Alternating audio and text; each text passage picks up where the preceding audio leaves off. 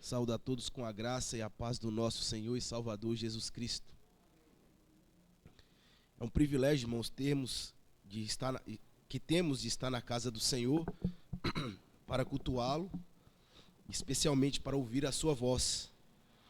E é exatamente com esse propósito que agora chegamos na parte da liturgia desse culto, em que nós iremos ouvir a voz do Senhor falar conosco por meio da exposição da sua palavra. Gostaria de convidá-los a abrirem a palavra de Deus no Evangelho de Mateus, no capítulo de número 14.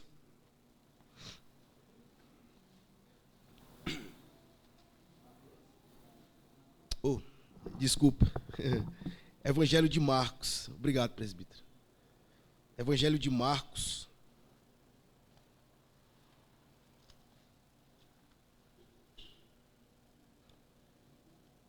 No capítulo 14.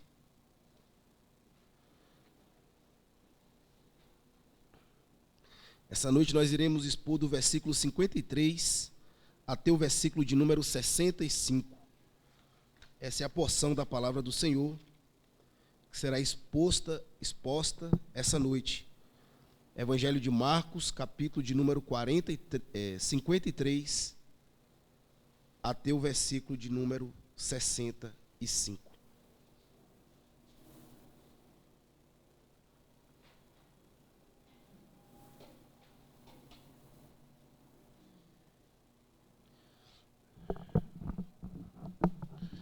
Todos encontraram? Diz assim: a santa, inerrante e autoritativa palavra do Deus vivo.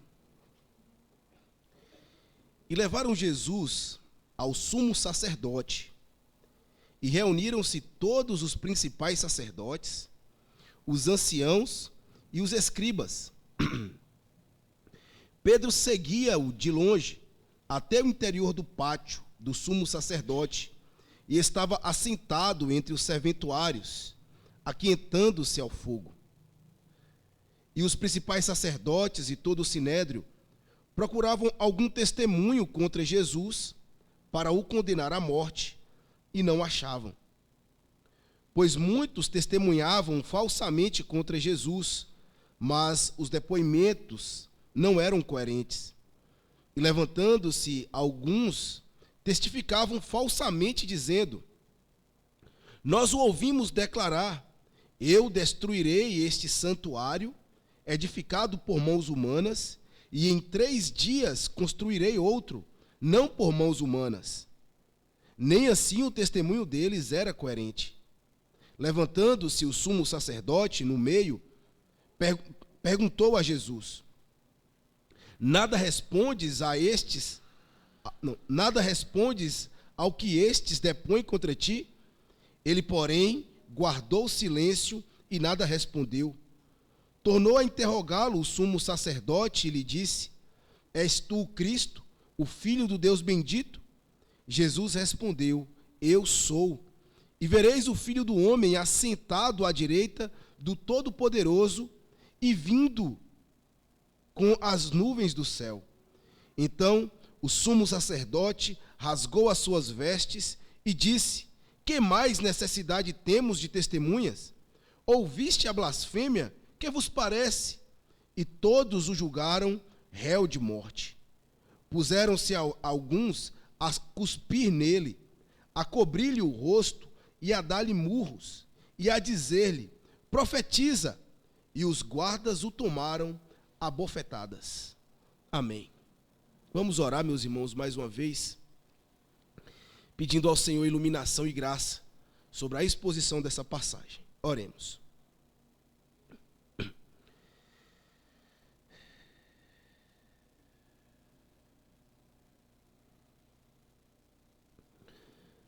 Senhor Deus, que está nos céus, revestido de glória, de majestade e de poder, Deus vivo e verdadeiro que assenta entre os querubins, sendo adorado, cujo o nome do Senhor é bendito eternamente na boca desses seres angelicais.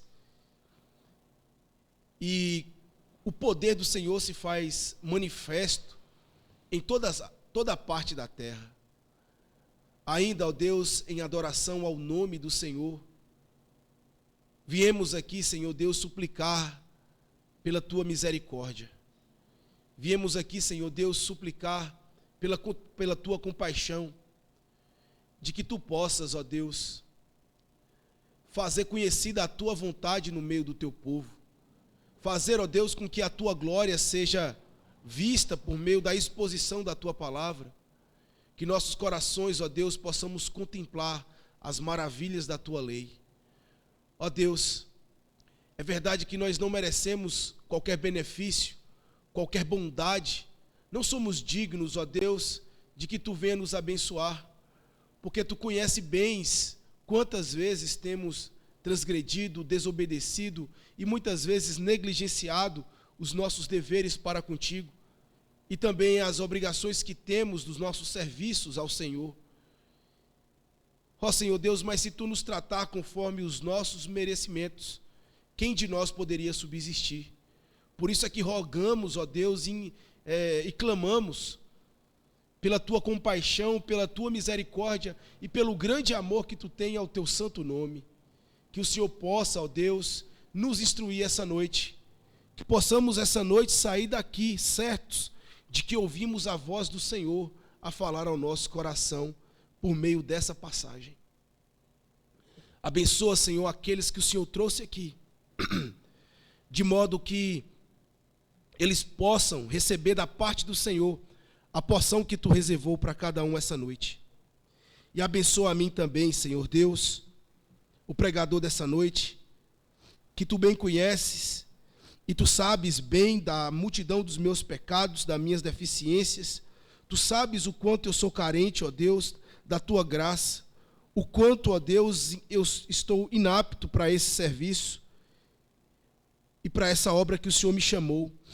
Por isso eu peço ao Senhor que, por amor ao teu nome, tu edifique e console e fale ao coração da tua igreja, apesar das minhas próprias deficiências.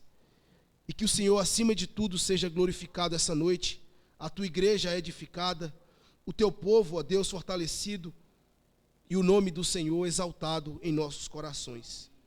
É o que eu te peço, ó Deus, em nome do Senhor Jesus Cristo. Amém. Meus irmãos, alguma vez na vida de vocês já foram julgados por algo que vocês cometeram? Ou você sabe o que significa ser colocado em evidência para que pessoas possam julgar as suas atitudes, as suas obras e lhe dar um veredito acerca da sua pessoa? Você já passou por isso? Certamente aqueles que experimentaram o julgamento sabem o quanto é doloroso sentar nos bancos dos réus. Mas muito mais doloroso ainda é, irmãos, quando somos julgados e condenados, quando somos encontrados inocentes. Ser julgado não é necessariamente ser julgado certamente é uma coisa dura de experimentar, mas muito mais duro ainda é ser julgado e condenado por um crime que nós não cometemos. E aconteceu recentemente, aqui mesmo no Brasil, na cidade de Belo Horizonte, Minas Gerais, um homem que foi condenado de forma injusta por ter sido confundido com um maníaco do Anchieta. Talvez aqueles que tiveram talvez aqueles mais informados chegaram a conhecer essa situação. Eu me refiro ao senhor Eugênio Fiuza de Queiroz, que era um artista plástico e que, infelizmente, ele caiu nessa desventura de ser confundido com um maníaco do Anchieta, que estava assolando a cidade de Belo Horizonte em algum período, e, por incrível que pareça, ele se assemelhava demais com essa pessoa. E um certo dia, o Eugênio estava sentado em uma praça lá de Belo Horizonte, no bairro do Anchieta, e uma das vítimas desse maníaco o encontrou e o denunciou para a polícia. Acontece que a polícia o pegou e o levou para a delegacia e chamou também outras vítimas para que pudesse reconhecer e testar a veracidade do caso. Acontece que as 8 vítimas testemunharam a favor, aliás, testemunharam contra, o senhor Eugênio, de tal modo que ele foi condenado a 40 anos de prisão por um crime que ele não havia cometido. Dos 40 anos de condenação que ele experimentou, ele passou 20 anos na prisão, porque no ano de 2012 foi descoberto o verdadeiro maníaco do Anchieta, e porque ele foi pego, ele foi capturado, então se constatou que o senhor Eugênio Fiuza de Queiroz não era necessariamente culpado dos crimes que ele cometeu. Quanta angústia e quanto sofrimento esse rapaz não deve ter experimentado dentro da prisão, ou então os 20 anos que ele perdeu aprisionado em uma cela. A verdade é que o Estado de Minas Gerais teve que restituir a ele, pagar uma indenização de R$2 milhões e uma pensão mensal de 5 salários mínimos.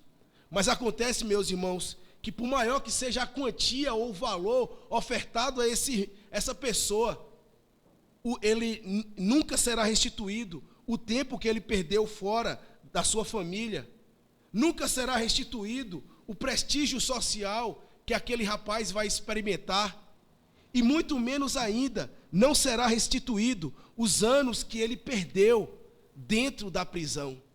Certamente não é pouca conta alguém ser julgado e condenado injustamente. E é exatamente sobre isso que nós iremos falar essa noite. Na verdade, nós iremos falar do julgamento de um homem que nunca sequer cometeu algum crime ou até mesmo uma obra sequer que venha trazer desventura à vida de alguém. Certamente o seu Eugênio deve ter cometido algum pecado diante de Deus, mas o Senhor Jesus Cristo não. Nós sabemos pela Escritura que nunca sequer um pecado ou um delito sequer Cristo ofendeu a Deus em sua conduta. No entanto, o Senhor Jesus Cristo é colocado aqui diante de nós, nessa passagem, assentado nos bancos dos réus e sendo julgado pelos seus maiores inimigos.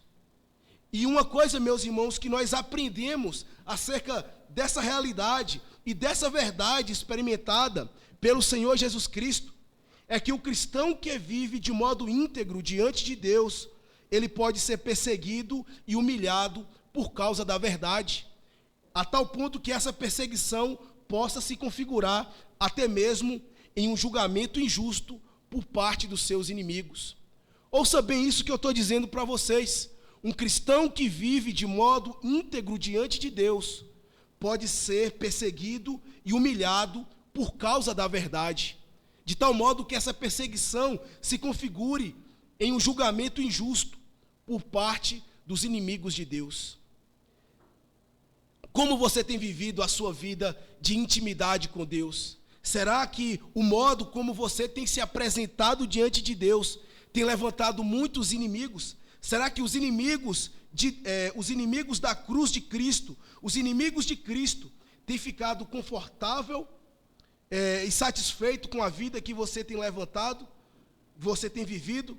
A verdade é, meus irmãos, que quanto mais nós vivemos uma vida de obediência a Deus, muitos inimigos nos são apresentados. E é exatamente isso que nós iremos ver a partir dessa passagem que nós estamos vendo aqui do versículo 53 até o versículo de número 65. Só para que nós possamos nos contextualizar e entender de um modo mais claro essa passagem, é importante nós lembrarmos, meus irmãos, que nós estamos aqui na Semana da Paixão. É os últimos dias do Senhor Jesus Cristo. Na verdade, é a última madrugada do Senhor Jesus Cristo. O Senhor Jesus Cristo, antes dessa passagem, ele estava sofrendo tormentos e amarguras na alma, ao contemplar o sofrimento que ele aguardava na cruz do Calvário, o afastamento de Deus. E nós vemos o Senhor Jesus suando gotas de sangue, em suplício a Deus, pedindo que, se fosse possível, lhe passasse aquele cálice, para que ele não pudesse suportar tamanha desventura na sua alma.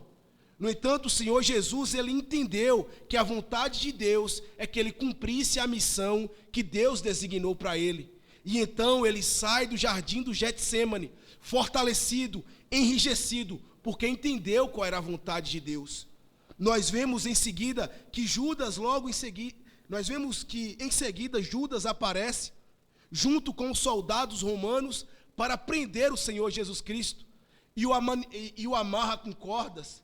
Judas o trai com um beijo, e então, imediatamente, os soldados romanos e toda a turba que veio enviado da parte do sumo sacerdote, que veio enviado da parte do sinédrio, agora leva Jesus novamente, na presença, do sinédrio, para que ele fosse julgado pelas obras que ele cometeu, pelas obras que ele praticou durante todo o seu ministério.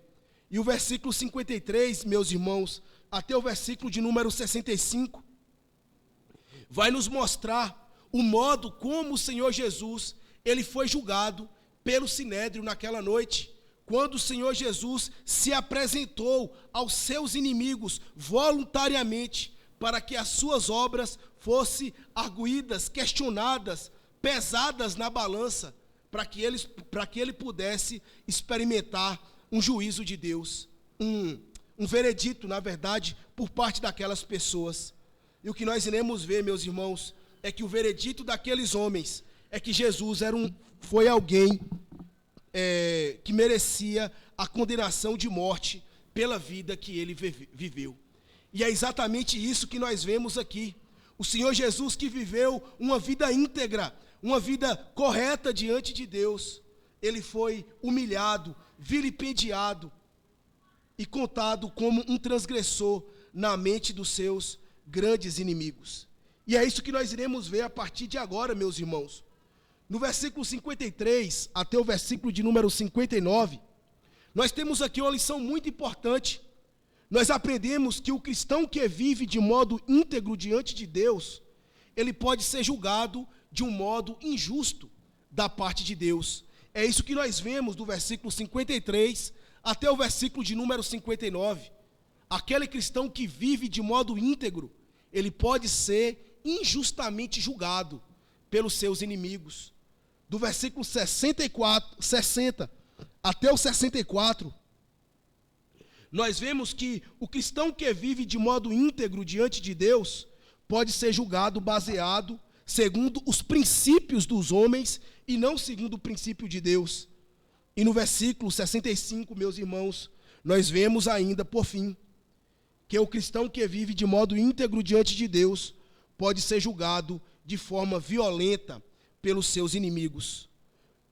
Foi exatamente isso que o Senhor Jesus experimentou, e é exatamente isso que pode acontecer conosco também, quando nós vivemos de um modo íntegro diante de Deus. Podemos ser julgados de um modo injusto, podemos ser julgados segundo os preceitos dos homens, e podemos ser violentamente tratados pelos nossos inimigos. Vejamos, meus irmãos, o primeiro ponto que apresenta-se do versículo 53 ao versículo de número 59, onde nós vemos que o cristão que vive de modo íntegro diante de Deus pode ser julgado de modo injusto por seus inimigos.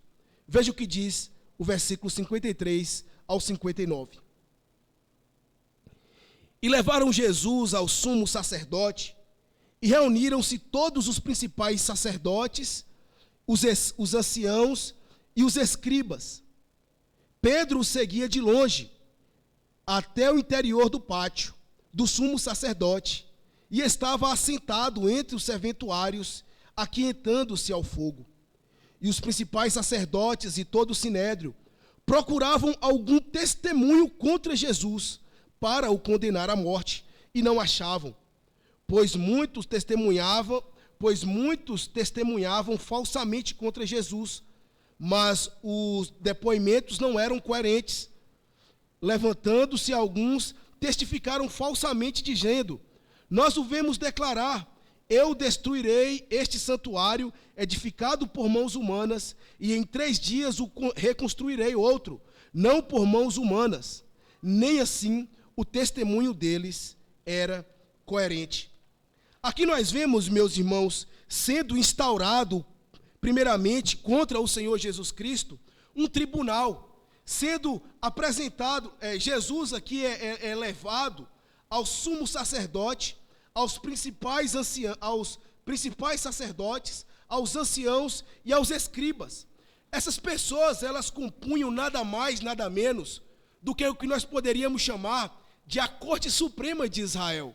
Ou seja, aqueles homens que eram as pessoas que ditavam as leis, que julgavam as pessoas pelas suas obras. Eles nada mais eram do que os líderes religiosos. E eles pertenciam a um conselho de homens que julgavam as atitudes dos homens segundo a lei de Deus, o qual é chamado então de sinédrio. Lá estava o sumo sacerdote, que era aquele que ficava responsável pelo templo do Senhor, de fazer os sacrifícios e de entrar uma vez no ano no Santo dos Santos, como também os principais sacerdotes, aqueles que faziam a remissão dos pecados, que ficavam na administração do templo, os anciãos que representavam, meus irmãos, as pessoas mais velhas que governavam a cidade, e os escribas, que eram responsáveis pelas escrituras, pelo ensino dentro das sinagogas. Esses homens eram aqueles que julgavam a nação de Israel no que diz respeito à religião. E acontece que, quando o Senhor Jesus saiu do jardim do Getsêmani, levado pela escolta de Judas, ele é levado exatamente para esse local. Se nós olharmos o relato dos outros evangelhos, nós veremos que o Senhor Jesus foi levado para a casa de Anás, que era o sumo sacerdote daquele ano. Na verdade, Anás, ele foi um sumo sacerdote muito famoso e conhecido, mas quem estava devidamente no poder e quem estava no exercício do ofício foi o seu genro, que era Caifás. E uma coisa que os outros evangelhos, Mateus e Lucas, ele vai relatar, é que o Senhor Jesus foi levado especificamente para a casa de Anás. Ou seja, o tribunal se reuniu não necessariamente no sinédrio, ele se reuniu na casa de Caifás. Ou seja, em um ambiente que não era necessariamente apropriado para acontecer um julgamento. Uma outra coisa ainda se levanta diante dos nossos olhos ao contemplarmos como aconteceu o julgamento do Senhor Jesus Cristo. Nós vemos que esse julgamento, meus irmãos, aconteceu na calada da noite. Era alta madrugada. O Senhor Jesus tinha acabado de terminar a sua oração no jardim do Getsêmani. E pela lei de Moisés, as coisas não deveriam ser julgadas às escondidas, porque a intenção desses homens nada mais era do que não causar tumulto na nação de Israel. Eles não queriam chamar a atenção das pessoas, porque no dia seguinte seria Páscoa, e não era para atrapalhar a festa, por assim dizer. Então eles estavam tramando essa emboscada contra o Senhor Jesus Cristo, mas queriam que ninguém o soubesse. Além disso, diante desse julgamento, uma coisa nos é apresentada. Nós vemos aqui várias testemunhas contrárias ao Senhor Jesus Cristo. Se levantavam pessoas dizendo que Jesus cometeu tal e tal ato, mas o texto é claro em dizer que nenhuma das acusações condizia com o que o Senhor Jesus estava, nenhuma acusação condizia com o que o Senhor Jesus tinha vivido. E apesar de ter tantas testemunhas contrárias, nenhuma sequer se levantou a favor do nosso Senhor Jesus Cristo. A pessoa mais próxima que estaria de Cristo nesse momento tão trágico da sua vida, nada mais era do que Pedro, que estava a alguns passos de distância do Senhor Jesus Cristo. Ou seja, o Senhor Jesus não teve ninguém que pudesse depor ao seu favor. E nós sabemos muito bem, meus irmãos, que é impossível ter um julgamento devidamente justo se não apresentar as provas contrárias e também as provas de defesa. Mas a intenção desse júri, a intenção desse julgamento, não era necessariamente a verdade. A única coisa que eles estavam atrás era a morte do Senhor Jesus Cristo. Eles não estavam preocupados se Jesus de fato era o Messias, se de fato as obras dele eram coerentes com a vontade de Deus. Uma coisa eles tinham como propósito: o Senhor Jesus deveria morrer. É exatamente isso que o texto diz. No versículo de número 55, e os principais sacerdotes e todo o sinédrio procuravam algum testemunho contra Jesus para o condenar à morte e não o achavam. Eles não queriam a verdade acerca de Jesus. Uma coisa ele tinha como propósito: ele queria apenas que Jesus morresse, e aquela era a ocasião mais apropriada. Antes mesmo do Senhor Jesus ser julgado, o seu veredito já estava, a sua sentença já estava batida.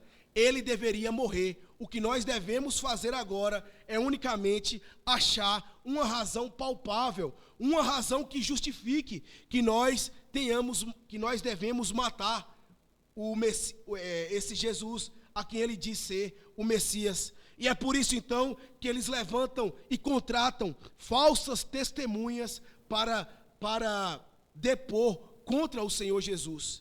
E veja, meus irmãos, até mesmo lançaram mão de uma grande mentira acerca de Cristo. Não bastasse apenas eles levarem Jesus na calada da noite para a casa do seu maior inimigo. Não bastasse apenas levar testemunhas contrárias contra Cristo e nem ao menos uma testemunha de defesa. Esses homens ainda, meus irmãos, eles apelaram para a mentira, a fim de que Jesus fosse condenado. Se você olhar com atenção aí no versículo de número 58, nos é dito que se levantou uma testemunha que declarou, nós ouvimos ele declarar: eu destruirei este santuário edificado por mãos humanas, e em 3 dias o construirei outro, não por mãos humanas. Aqueles homens deturparam uma palavra que o Senhor Jesus Cristo tinha dito quando ele estava no templo. Ele está dizendo aqui que o Senhor Jesus era como se fosse um amotinador político que queria destruir o templo, que queria acabar com o templo. Mas não foi necessariamente isso que o Senhor Jesus Cristo havia dito. Não foi essa a razão das palavras do Senhor Jesus. Se você abrir comigo lá no Evangelho de João, no capítulo de número 2, no versículo de número 19, nós vemos quais foram as reais palavras do nosso mestre. João, capítulo 2, versículo 19.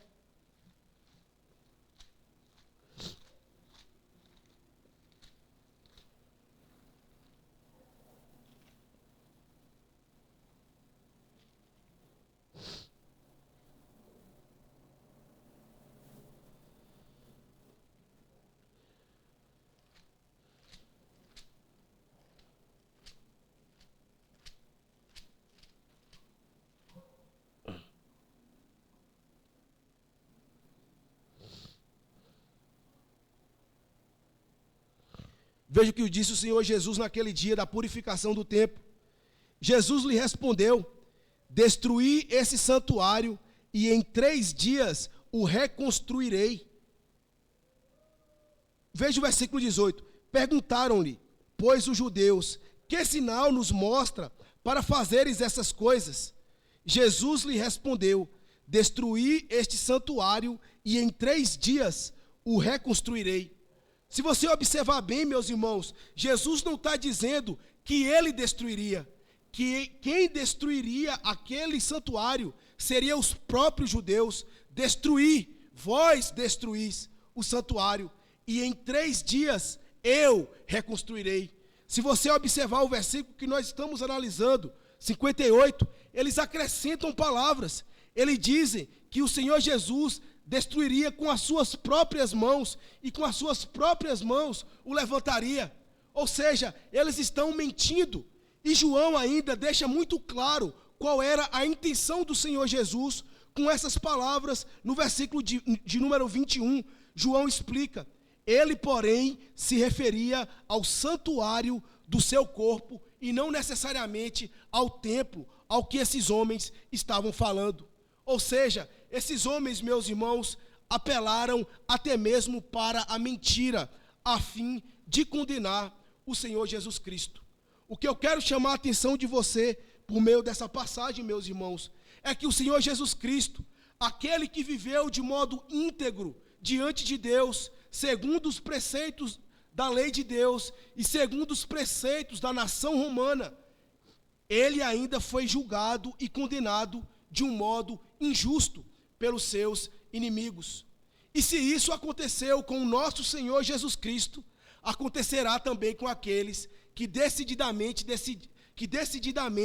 se seguem para o mesmo caminho, de viver uma vida de modo íntegra diante de Deus. Certamente eles serão colocados serão julgados de um modo indigno da parte dos seus inimigos. Algo, meus irmãos, que nós devemos aplicar devidamente às nossas vidas, à luz dessa passagem, é que a obediência, meus irmãos, quando nós vivemos de modo obediente e íntegro diante de Deus, nós calamos a boca dos nossos inimigos. Essa é a primeira coisa que nós aprendemos à luz desses versículos. Guarde isso bem claro no seu coração. Quando nós vivemos de modo íntegro diante de Deus, nós calamos a boca dos nossos inimigos. Olhem bem para a figura do nosso Senhor Jesus Cristo.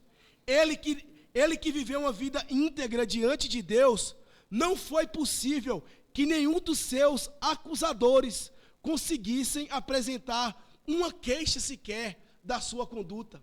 Eles até tentaram, mas eles não conseguiram, porque eles não acharam na vida de Cristo algo que pudesse o condenar à morte. Por quê? Porque ele viveu uma vida de perfeita obediência diante de Deus. E a mesma coisa, meus irmãos, é para mim e para você. Muitas das vezes, nós experimentamos desafios, problemas em nossa vida, em nossa família, unicamente porque nós não somos obedientes à palavra de Deus. E muitas das vezes nós queremos ter razão, nós queremos ser justificados nos nossos erros. Muitos dos problemas que enfrentamos no nosso lar não é necessariamente por conta de outras pessoas, mas por conta dos nossos próprios problemas. E se isso não fosse verdade, meus irmãos, se de fato os problemas não estivessem em nós, certamente a nossa esposa, certamente os nossos filhos, certamente o nosso patrão não teria do que nos acusar se não tivéssemos feito nada de errado, se não tivéssemos de fato em falta naquilo que estamos sendo acusados.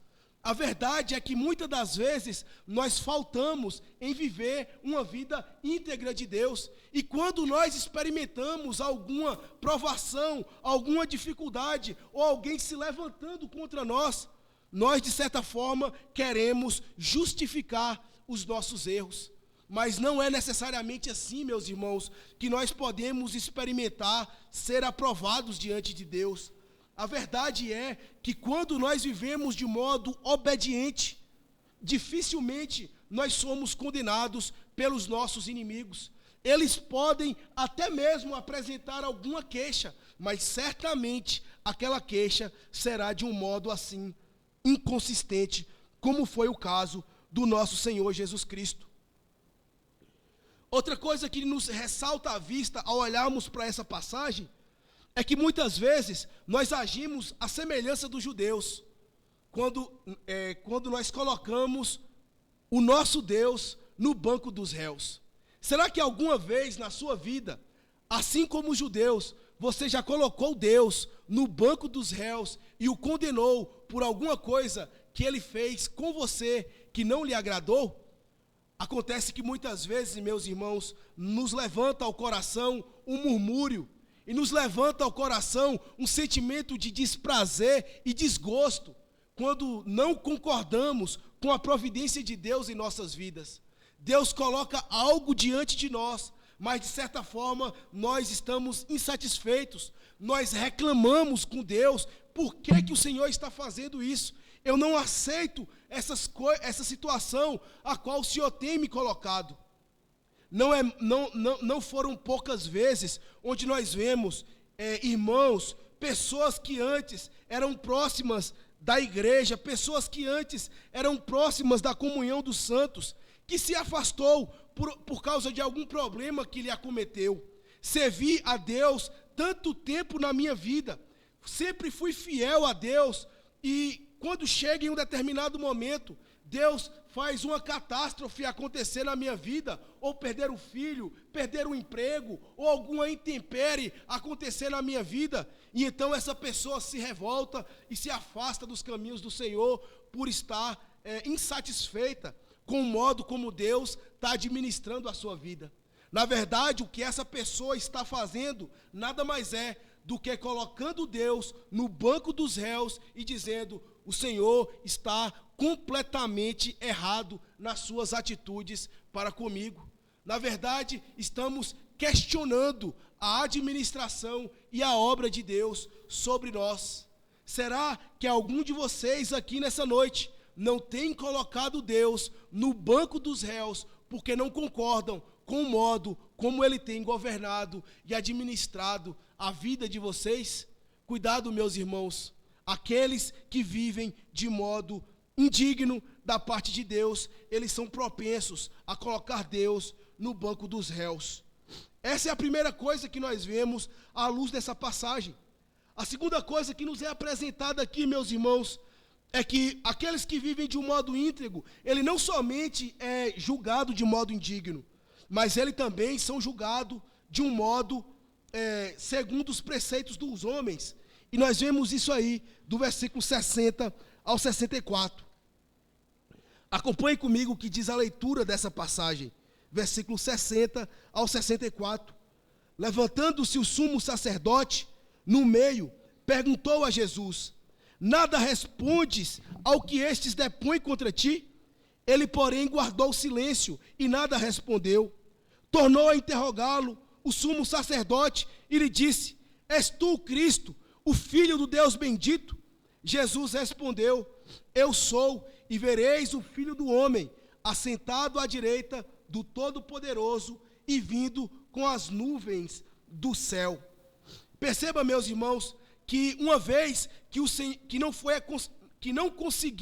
não conseguiram apresentar uma justificativa plausível para a condenação do Senhor Jesus, ainda que ele tenha utilizado meios injustos para fazer a acusação contra o Senhor Jesus, agora se levanta o sumo sacerdote, se levanta aquele que era, por assim dizer, o líder de todo o sinédrio. E essa pessoa agora, meus irmãos, ele vai abandonar completamente todos os princípios divinos e condenará Jesus segundo a sua própria intenção. Se você observar bem, meus irmãos, o sacerdote aqui, ele questiona, ele interroga o Senhor Jesus Cristo se ele não iria se defender acerca das acusações, mas do que o Senhor Jesus iria se justificar. Eles estavam todos incoerentes, ninguém conseguiu apresentar uma justificativa plausível sequer de que Jesus era digno de ser condenado de morte. Então, ele apela por aquilo que seria mais óbvio. Ele não podendo, então, condenar Jesus pelo que ele não era, então ele decide condenar a Cristo pelo que de fato Jesus Cristo é.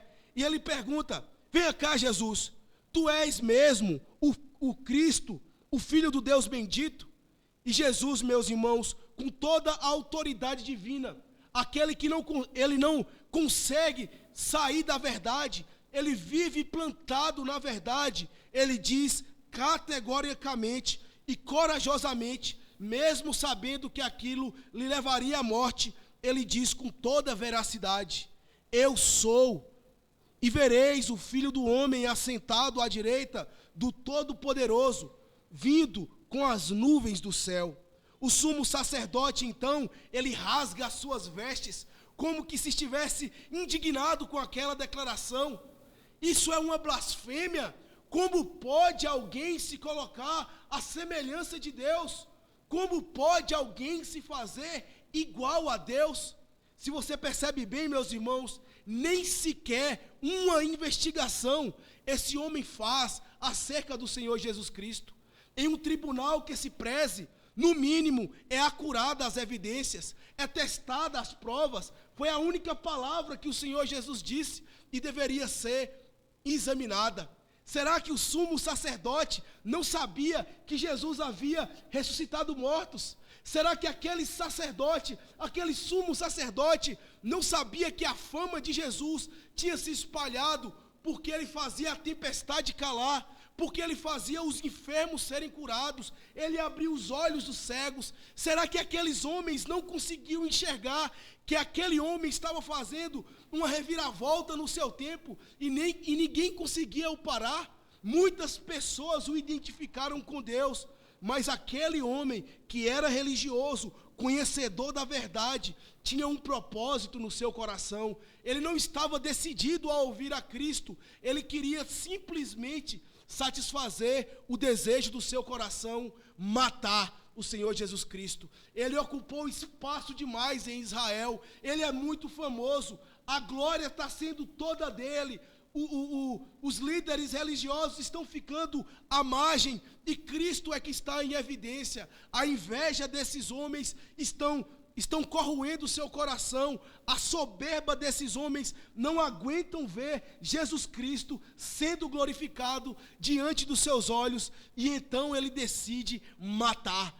Ele que tinha a palavra final, ele que era o presidente da mesa, ele que tinha o martelo na mão para poder condenar quem quer que ele quisesse. Assim ele fez, movido unicamente pelo intento do seu coração e não pela verdade. O sumo sacerdote, além de colocar Jesus na cadeira do réu, ele o condenou à morte por blasfêmia. E eu pergunto, por qual obra o Senhor Jesus é digno de morte? Por qual obra a vida e o ministério de Jesus justifica ele ser levado à prisão romana e ser crucificado na mais humilhante de todas as mortes que poderia vir a uma pessoa em vida? Qual? Apresente uma sequer e nós poderíamos examinar. Mas esses homens nem sequer uma tinham que poderia condenar a Cristo, e mesmo assim eles o fizeram. Perceba, meus irmãos, a soberba e o orgulho desses homens o impedem de ver a misericórdia de Deus. A soberba desses homens, o orgulho, a vaidade, a autovalorização desses homens impede que eles vejam a glória de Deus.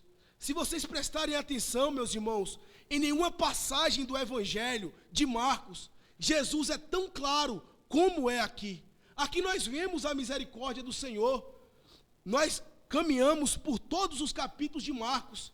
Em nenhum momento nós vimos o Senhor Jesus falar: eu sou o Messias, eu sou o Filho de Deus, eu sou aquele que veio enviado por Deus. Nós não vemos ele falar de modo claro assim para ninguém. Ele simplesmente deixava em relevo, ele como que em subentendido que ele era o Messias, que de fato ele era o Messias.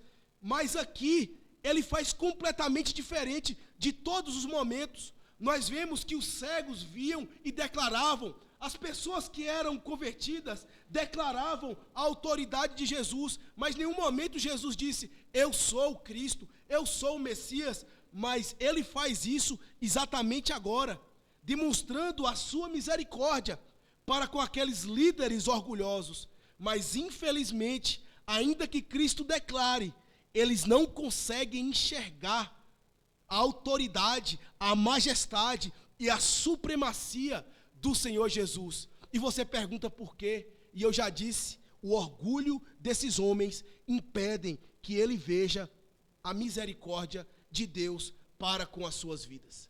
E assim também, meus irmãos, acontece conosco. Não se iludam, meus irmãos, o orgulho é um pecado, e um dos pecados mais odiosos diante de Deus. E ele é que na maioria das vezes nos cega para não contemplarmos a glória e a majestade de Cristo. Muitas das vezes nos valorizamos demais, muitas das vezes nos temos em alta conta e recebemos bênção da parte de Deus. Na verdade, nós achamos que Deus deveria nos abençoar mais, merecemos mais bênção da parte de Deus, e nós não nos damos conta do quanto Deus tem nos abençoado, e nós nos temos questionados a Deus, e nós temos questionados essas coisas de Deus.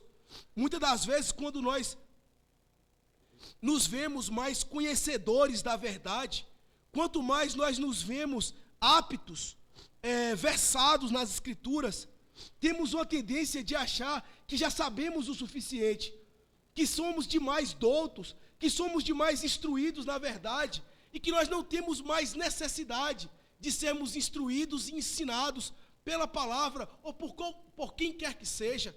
E acontece, meus irmãos, que quando temos uma atitude assim, isso demonstra que nós não aprendemos ainda como deveríamos ter aprendido. A verdade é que aquelas pessoas que se colocam de um modo orgulhoso diante de Deus, eles são impedidos de ver essa glória bendita, que é transparecida por meio do nosso Senhor Jesus Cristo. E muitas vezes, meus irmãos, outra coisa que nós aprendemos aqui, é que nós fazemos muitas vezes mau uso da misericórdia de Deus. Se nós percebermos bem, a atitude de Cristo para com aqueles líderes foi uma atitude de misericórdia. Mas o que eles fizeram? Eles fizeram um mau uso. Eles condenaram a Cristo. Eles tiveram a oportunidade de constatar que quem estava ali era o Deus encarnado, era o Criador dele, era aquela pessoa exatamente para quem ele ia todo sábado na sinagoga adorar, cantar, ler a sua palavra, mas eles não perceberam. Eles poderiam constatar que aquela atitude de Cristo era uma atitude de misericórdia, mas o que eles fizeram? Eles condenaram a Cristo, eles mataram a Cristo no seu coração. E devemos tomar muito cuidado, meus irmãos, para nós também não fazermos mau uso da misericórdia que Deus tem conosco. Muitas das vezes, meus irmãos, fazemos mau uso das misericórdias, das bênçãos, dos privilégios, da demonstração de amor que Deus tem para conosco. Já disse um pastor muito amado que eu conheci, que ele diz que nós somos experientes em fazer bênçãos se transformar em maldições. E isso acontece muitas vezes, e principalmente entre os jovens. Muitas das vezes, as pessoas, jovens que estão à procura de um relacionamento, buscam incessantemente a Deus, pedem a Deus um relacionamento. Senhor, me dá um companheiro, me dá uma companheira para que eu possa dividir os meus dias, para que eu possa me casar com ele. E Deus atende a oração, dá um companheiro, dá uma pessoa para que ele se relacione. E o que é que nós fazemos? Muitas das vezes, usamos aquela bênção para nos afastar de Deus. Muitas das vezes damos prioridade ao relacionamento com o nosso namorado, com a nossa namorada, com o nosso cônjuge ou com a pessoa com quem nós estamos relacionando. E não necessariamente nos voltamos para Deus, negligenciamos a casa de Deus, negligenciamos o serviço na casa de Deus. Ou seja, usamos a bênção que Deus nos deu para nos afastar dele. Ou então, é assim também quando nós achamos um trabalho, ou quando temos a oportunidade de ganhar mais recursos financeiros. Deus nos abençoa com o trabalho, nos abençoa com maior recurso financeiro, então nós achamos que estamos bem demais, que não precisamos tanto assim de Deus, que podemos nos dar por nossa própria conta. Ou seja, utilizamos a bênção que Deus nos deu para nos afastar mais de Deus. Não deve ser assim, meus irmãos. Pelo contrário, as bênçãos que Deus nos dá devem servir para que nós nos aproximemos mais dele. Deve servir para que nós amemos mais ao Senhor. O que é que você tem feito? De que modo você tem usado as bênçãos que Deus tem dado na sua vida? Ah, meu irmão, que você possa utilizar da melhor forma possível os benefícios que Deus tem derramado e confiado às suas mãos para fazer que você seja mais íntegro, mais obediente, mais próximo do Senhor. Não use as bênçãos que o Senhor te dá para te afastar dele. Pelo contrário, aproxime-se ainda mais por meio dessas bênçãos. E por último, vemos aqui no versículo 65, mais uma lição extraordinária que nós tiramos dessa passagem.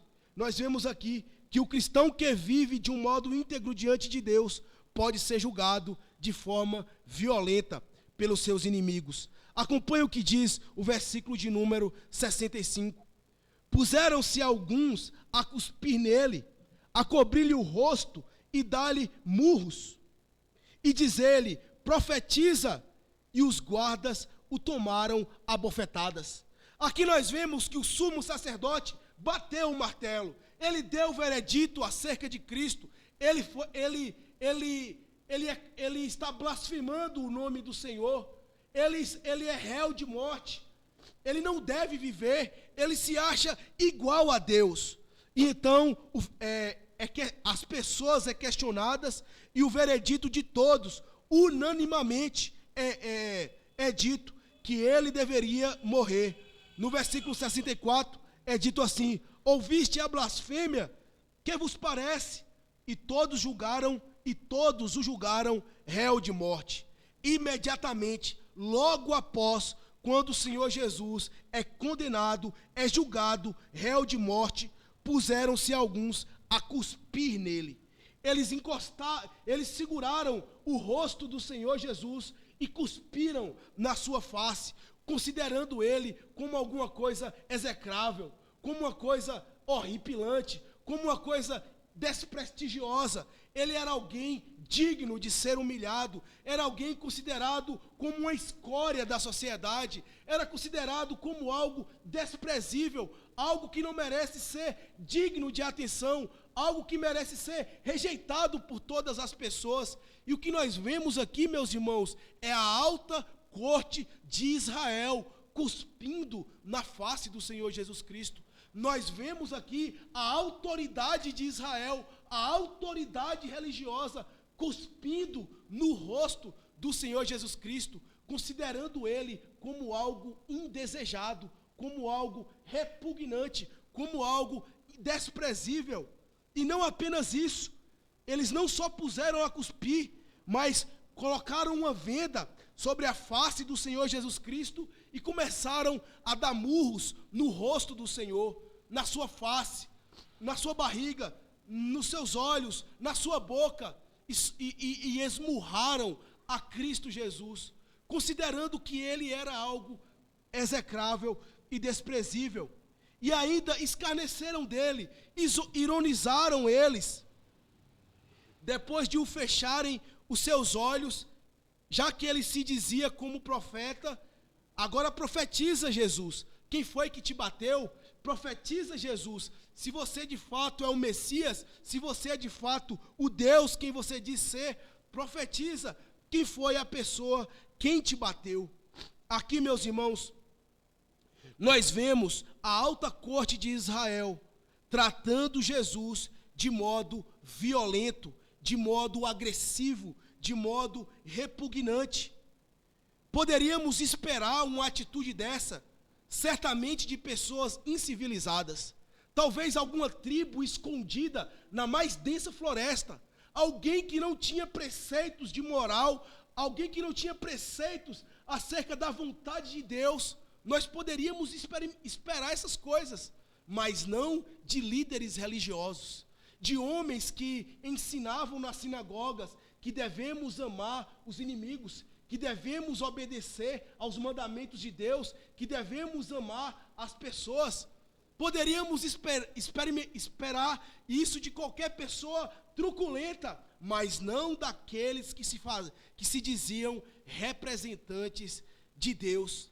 Talvez o Senhor Jesus talvez, se pudéssemos considerar que Jesus fosse digno até mesmo dessas acusações, eles não poderiam tratar assim. Eles não poderiam tratar uma pessoa dessa forma tão desprezível, ao considerar que ela seria a imagem de Deus, muito mais se tratando do próprio Filho de Deus, do próprio Deus encarnado na presença deles. Eles então esmurraram, cuspiram e feriram ao Senhor Jesus Cristo. Aqui, meus irmãos, nós vemos o amor do Senhor Jesus Cristo. Aqui nós vemos, meus irmãos, a paciência do Senhor Jesus Cristo.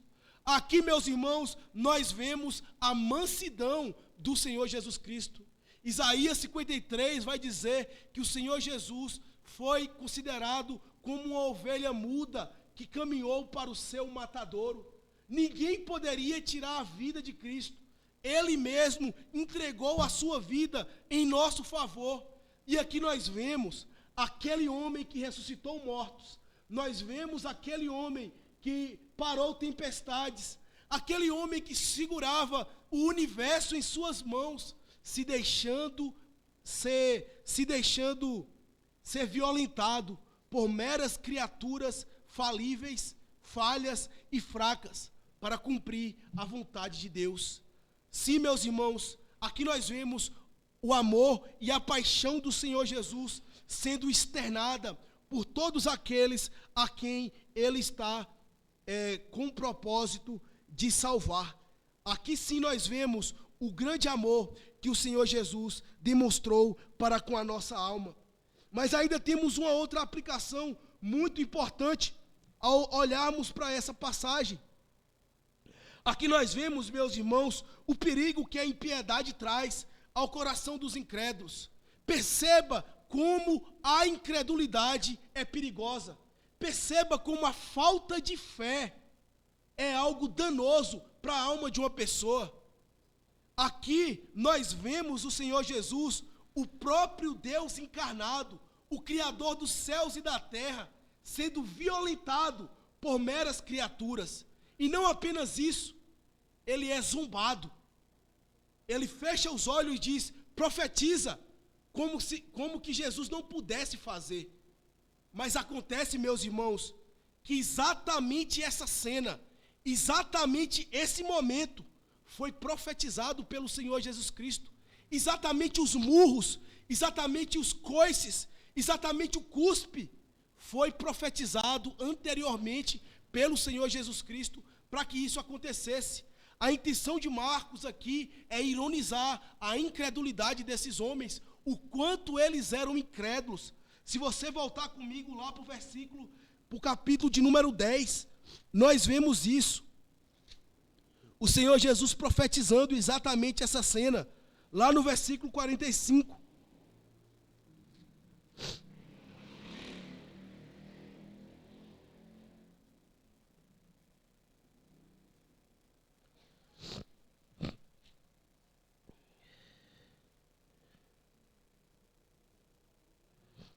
Não é o 45.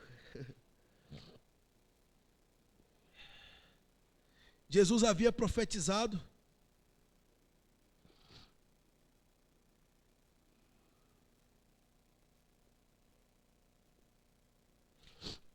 desculpe aqui, eu errei o versículo. Um momento, meus irmãos. 33.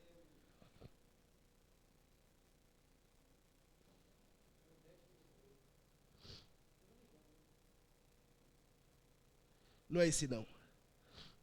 Mas o Senhor Jesus havia, meus irmãos, de fato, profetizado essa passagem. É que eu acabei me perdendo aqui na referência. Mas em um outro momento eu mostro para vocês. Aliás, vamos lá para o versículo, capítulo 8. Lá tem uma passagem semelhante. No versículo de número... Marcos 8, a partir do versículo 31.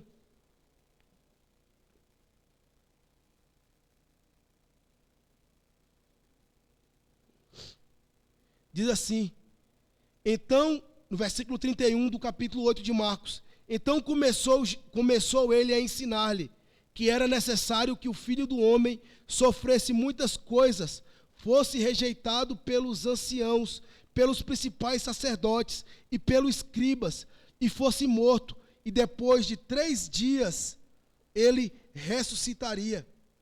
Se você olhar lá no capítulo 9, mais uma vez, no capítulo 9, a partir do versículo de número 30, o Senhor Jesus profetiza mais uma vez. No versículo 30, e tendo partido dali, passava para a Galiléia, e não queria que ninguém soubesse, porque ensinava os seus discípulos e lhe dizia: o Filho do Homem será entregue na mão dos homens e o matarão, mas em 3 dias, depois da sua morte, ele ressuscitará. Como nós vemos aí, meus irmãos, o Senhor Jesus, ele profetiza aqueles acontecimentos antes mesmo de acontecer. E esses homens aqui estão cumprindo nada mais, nada menos do que o propósito de Deus para as suas vidas. E isso deve nos levar, meus irmãos, à atenção para que a incredulidade, ela pode ser danosa para as nossas vidas. Nós vemos aqui a obra de Deus, o cumprimento da profecia de Cristo. No entanto, esses homens não conseguem enxergar, não conseguem ver que eles estão nada mais, nada menos servindo como instrumentos para que a vontade de Deus se cumpra na vida dele. E isso eu gostaria de falar para você essa noite, que talvez ainda não seja um crente, talvez ainda não entregou a sua vida ao Senhor Jesus Cristo. A incredulidade, ela é um grande perigo para a nossa alma. Primeiramente, porque ela não permite que nós enxerguemos a glória do Senhor Jesus Cristo. Ela não nos permite que nós contemplemos a maravilha de Cristo, mesmo sendo homem, mas é também o Deus que encarnou na figura dele. E aqueles que não necessariamente confiam no Senhor Jesus Cristo, eles certamente experimentarão um juízo pesado da parte de Deus, pelas obras que eles praticaram. Se você voltar a sua Bíblia comigo, lá no Evangelho de João, no capítulo de número 3, nós vemos qual é o veredito de Cristo para aqueles que não creem no seu nome. Veja comigo, meus irmãos, essa passagem, e aqui nós encerramos a nossa exposição. Evangelho de João, no capítulo de número 3, a partir do versículo de número 16. Veja o que diz a passagem.